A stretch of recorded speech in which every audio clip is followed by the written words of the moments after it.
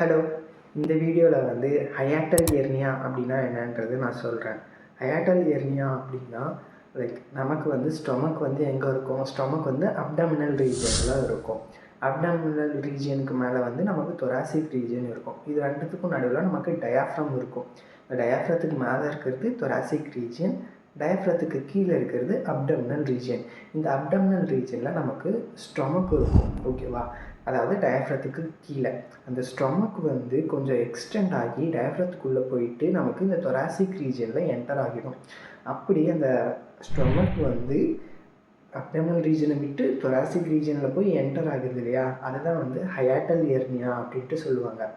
இந்த ஹயாட்டல் எர்னியா வந்துடுச்சு அப்படின்னா நமக்கு GERD, Castro oesophageal reflex disease வரதுக்கான சான்சஸ் அதிகமாக இருக்குது. அப்படின்னா என்ன அப்படின்னா, ஸ்டொமக்கில் வந்து ஆசிட் கண்டென்ட் இருக்கும் இல்லையா, அந்த ஆசிட் கண்டென்ட்டை ப்ரிவெண்ட் பண்ணுறதுக்காக ஈசோஃபேஜியல் ஸ்பின்டர் இருக்கும்.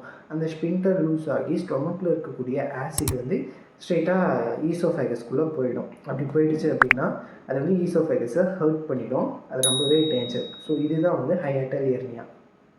பாய்.